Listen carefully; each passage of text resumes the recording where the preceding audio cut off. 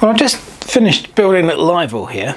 I thought we'd have a quick look at this. Now, I didn't film the construction of this because there's nothing more boring than watch someone cut out pieces of cardboard and glue them together. Yeah, Ivor is a Locolines loco kit. The scale is 16mm and the gauge is 32mm. Now, the Locolines kits are quite interesting because they're pre-printed thick card and you basically cut the parts out and glue them together. And as of making this video, the Ivor The Engine Locolines kit is still available on eBay. Now, I've made some modifications to this, quite extensive ones. All of the brass parts you can see, which is the handrail here, chimney cowl, Ivor's whistles, which aren't actually whistles, they're steam walking pipes, the side handrails, the buffers, and the water filler cap. All of those are brass. They're not brass in the kit. Oh, and the spectacle plates here.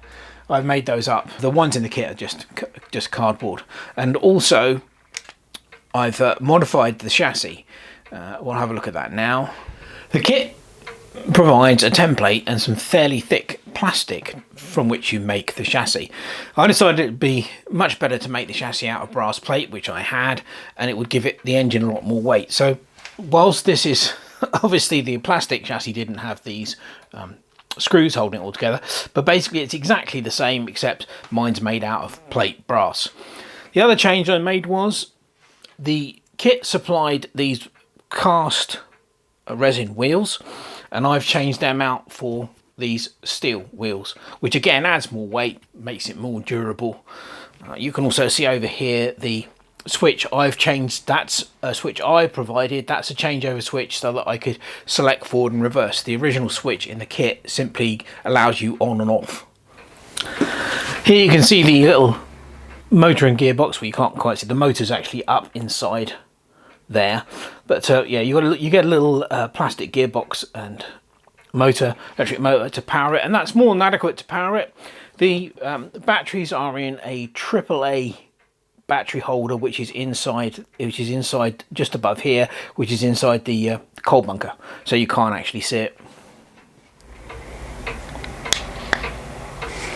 Now, the figure of Edwin Jones, he's supplied in the kit, is obviously unpainted. You do have to paint him.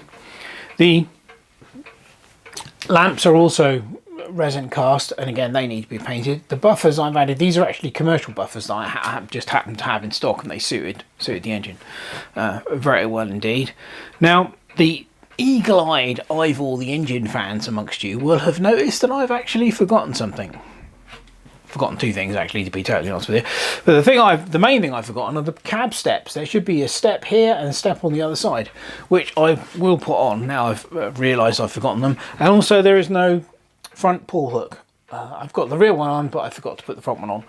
But other than that, no, I was complete. And as you will have probably seen if you've watched the other video, Ivor runs quite well.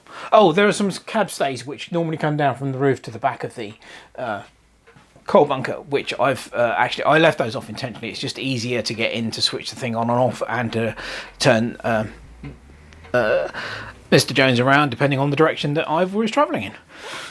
So there you go. I just thought you might like to have a quick look at this. These Locoline kits are actually very good, considering that is mainly made from cardboard. I think they look pretty good. They really do. So there you go. I think that about wraps it up. There's only a little quick video just to show you Ivor, but yeah, they come out quite well. As always, thanks for watching. Cheers.